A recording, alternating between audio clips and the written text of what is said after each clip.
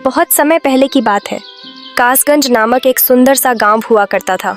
उस गांव में एक लकड़हारा रहता था जिसका नाम रामू था। रामू बहुत ही ईमानदार और मेहनती था। वह हमेशा अपने काम से खुश रहता था।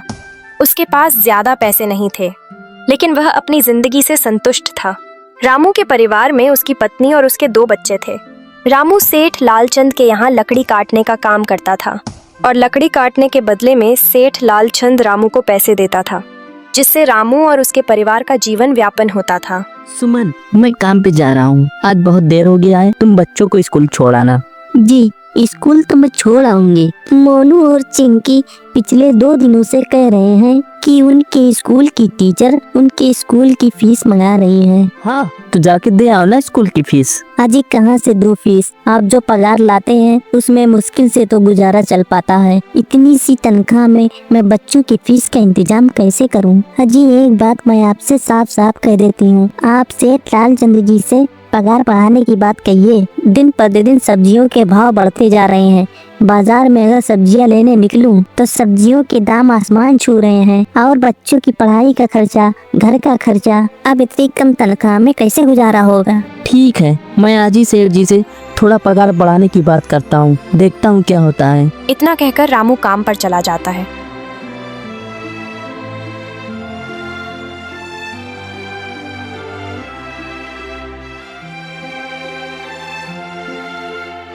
अरे भाई, आज तो पगार का दिन है।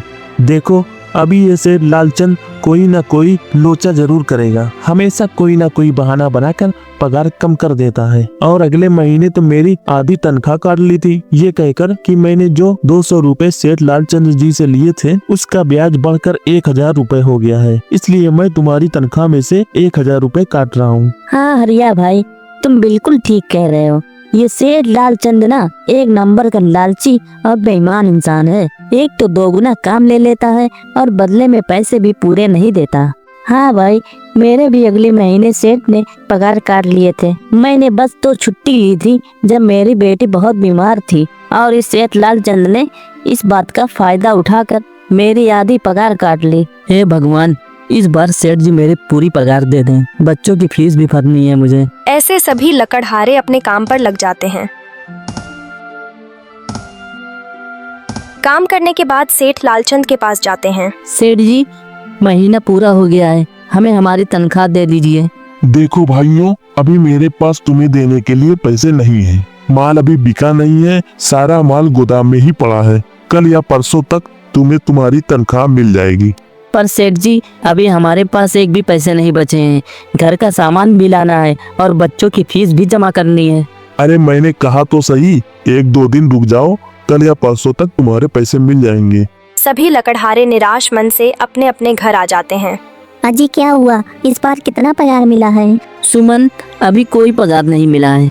सेठ जी ने कहा है कि 1-2 दिन में पगार मिल जाएगा। पगार नहीं मिला? आपको पता है ना बच्चों की फीस भरनी है। इनकी स्कूल टीचर ने आज साफ साफ चेतावनी दे दी है कि कल अगर फीस नहीं लाई तो बच्चों को घर पर ही बिठा लेना। अब बताओ मैं क्या करूं? अब मैं क्या करूं सुमन, ये सेठ जी समय पर कभी पैसे ही नहीं देते हैं। अब हम तो सिर्फ इंतजार की सेवा और कुछ नहीं कर सकते। 1-2 दिन की बात है, इंतजार करके देख लेते हैं। 2 दिन बाद सेठ लालचंद सबको पगार देता है। अरे हरिया, ये ले अपने इस महीने की पगार। सेठ जी, ये तो बस 2000 है। मैंने तो इस महीने 3000 तक का काम किया है। हाँ, काम तो किया है, लेकिन तूने 1-1 घंटे आराम भी तो किया है। ये पैसे उसी आराम के काटे हैं। पर सेठ जी, आपने तो कहा था 8 घंटे काम करने का महीने का 3000 मिलेगा, और मैंने तो 8 घंटे काम किया और सिर्फ 1 घंटे आराम किया। देख हरिया, मुझे ज्यादा हिसाब किताब मत समझा।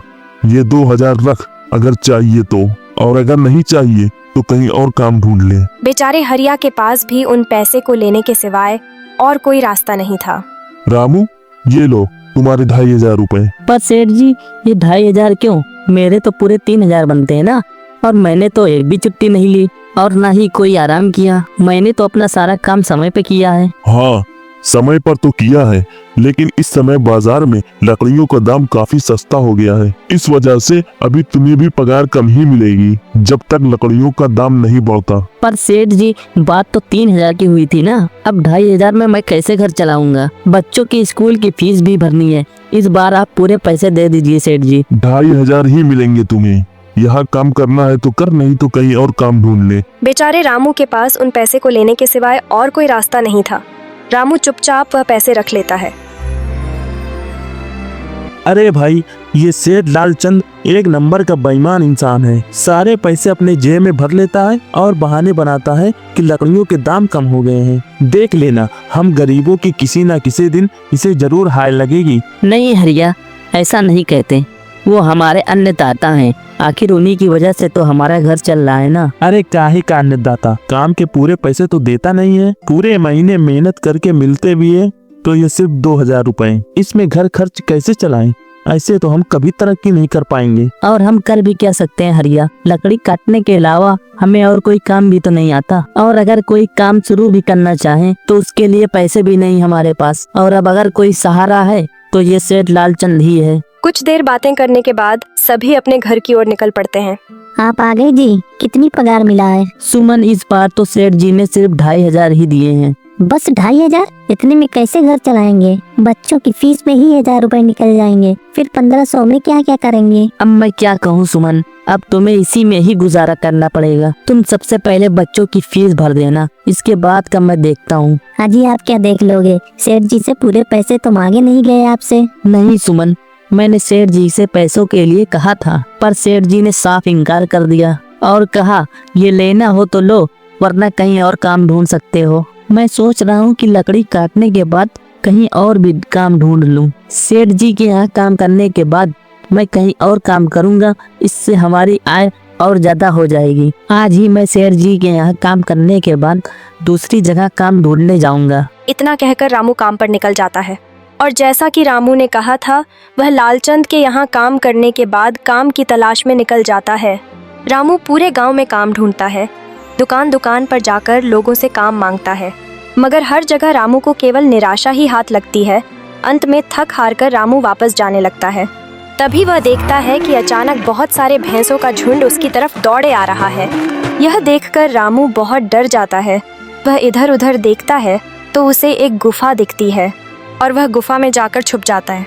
जब भैंसों का झुंड वहां से निकल जाता है तब रामू की जान में जान आती है। हे भगवान, आज तो बाल बाल बच गया मैं, वरना आज तो मैं इन भैंसों के पैरों तले तो कुचला ही जाता। पर ये मैं कहाँ आ गया? ये कौन सी जगह है? रामू यह सब सोच ही रहा था कि तभी उसकी नजर गुफा में रखी एक टोकरी पड़ जाती है। ये टोकरी इस गुफा में आखिर क्या कर रही है? इसे मैं घर लेके जाता हूँ और इसमें सामान रखूंगा। रामू उस टोकरी के पास जाता है। रामू जैसे ही उस टोकरी को हाथ लगाता है, गुफा में से रुक एक जाओ। आवाज आती है। इसे छूने की कोशिश मत करो। तभी गुफा में एक जिन प्रकट हो जाता है और वह रामू से कहता है, कौन हो तुम और मेरी गुफा में क्या कर रहे हो? मुझे माफ करना, आप जो भी हो। कुछ भैंसों का झुंड मेरे पीछे पड़ गया था, उन्हीं से बचने के लिए मैं इस गुफा में आके छिप गया और फिर मेरी नजर इस टोकरी पे गई। माफ करना, मुझे लगा यहाँ पे कोई भी नहीं है, इसीलिए ये टोकरी मैं अपने साथ ले जाने के लिए उठा रहा था। रामू, तुम्हें डरने की जरूरत नहीं है। मैं तुम्हारे बारे में सब जानता हूँ। मेरी नजर एक बार जिस पर पड़ जाती है, मैं उसका इतिहास अपनी खुली आंखों से देख सकता हूँ। पर आप कौन हैं और आप इतने विचित्र क्यों दिखाई दे रहे हैं? आप अपना परिचय दीजिए, आखिर आप हैं कौन? मैं एक जिन हूँ और मैं कई सालों से इस गुफा की रक्षा कर रहा हूँ। यह गुफा मेरे पूर्वजों की है और इस गुफा में केवल वही इंसान घुस सकता है जिसका मन एकदम पवित्र हो। अगर तुम अपवित्र होते तो तुम इस गुफा में कभी नहीं घुस पाते। तुम एक सच्चे इंसान हो, इसलिए तुम इस गुफा में घुस पाए और इस टोकरी को छू पाए।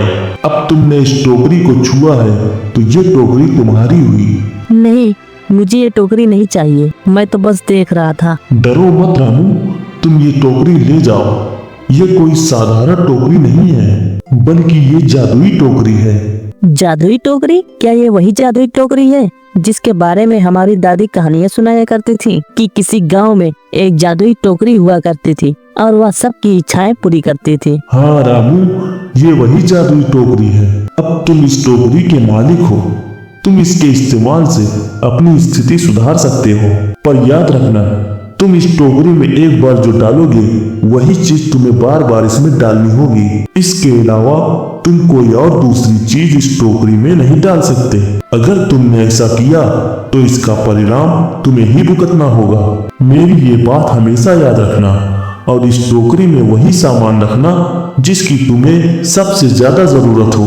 रामू टोकरी को लेकर घर आ जाता है। सुमन, ये देखो, ये मैं क्या लेके आया हूँ। क्या लाए हो आप? बस ये एक टोकरी? सबसे पहले ये बताइए, आप तो काम की तलाश में गए थे ना, तो कोई दूसरा काम मिला कि नहीं? नहीं, अरे सुमन, पहले मेरी पूरी बात तो सुनो। रामू सुमन को वह सारी घटना के बारे में बताता है जो उसके साथ हुई। ये कोई ऐसी वैसी टोकरी नहीं है, बल्कि ये एक जादुई टोकरी है। अच्छा, तो आपके कहने का मतलब ये है कि हमें कोई इसमें ऐसी चीज डालनी होगी जिसकी हमको सबसे ज्यादा जरूरत हो। हाँ सुमन, हमें सोच समझकर ही इसमें कोई चीज डालनी होगी। रामू थोड़ी देर सोचता है, फिर उसका ध्यान उन लकड़ियों पर जाता है जो एक बार उसने सुमन को रखने को दी थी। सुमन, तुम्हें याद है एक बार जब मैं जंगल में लकड़ियाँ काटने गया था तो मुझे एक चंदन की लकड़ी मिली थी और वह मैंने तुम्हें लाकर दे दी थी। हाँ, दी तो थी। तो तुम उस लकड़ी को ले आओ और हम उस चंदन की लकड़ी को इसमें डालेंगे और उस लकड़ी से अपना एक व्यापार शुरू करेंगे। सुमन चंदन की लकड़ी को ले आती है और उसे टोकरी में डाल देती है।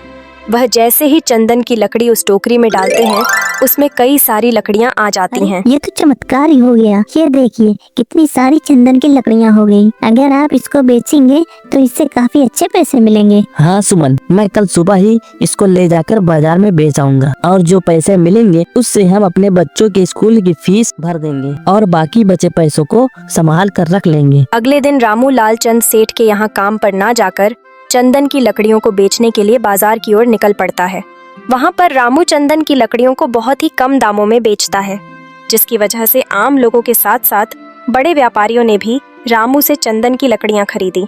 लकड़ियों को बेचकर रामू को काफी अच्छे पैसे मिले। पैसों को लेकर रामू घर आ जाता है। ये देखो सुमन, उन लकड़ियों को बेचकर मुझे कितने सारे पैसे मिले हैं। ये लो कुछ पैसे, इससे तुम कल बच्चों की स्कूल की फीस भर देना। अच्छा, तो अब मैं काम पे जाता हूँ। अच्छी, आपके पास तो अब ये जादुई टोकरी है, तो फिर अब आपको उस सेठ लालचंद के यहाँ काम करने की क्या जरूरत है? हाँ सुमन, लेकिन मैं सेठ लालचंद के यहाँ काम पे नहीं जा रहा हूँ, बल्कि वहाँ पर जो काम कर रहे लकड़हारे हैं उनको मैं ये खुशखबरी देने जा रहा हूँ, क्योंकि सेठ लालचंद से मेरे साथ साथ वो सारे लकड़हारे बहुत परेशान थे। इसलिए अगर मेरा भला हो रहा है तो क्यों ना मैं उन सभी का भला करूं। वो सभी बहुत ईमानदार लकड़हारे हैं और वो सभी बहुत मेहनत से काम करते हैं, मगर लालचंद ने कभी भी उनको मेहनत के सही पैसे नहीं दिए। इसीलिए मैंने सोचा है क्यों ना मैं उनको अपने इस काम में शामिल कर लूं। हाँ जी, बात तो आपकी बिल्कुल सही है। अगर आप सभी लोग एक साथ मिलकर काम करेंगे तो हम बहुत जल्द तरक्की हासिल कर लेंगे। रामू सभी लकड़ियाँ काटने वाले को अपने साथ काम पर रख लेता है और सभी खुशी खुशी रहने लगते हैं।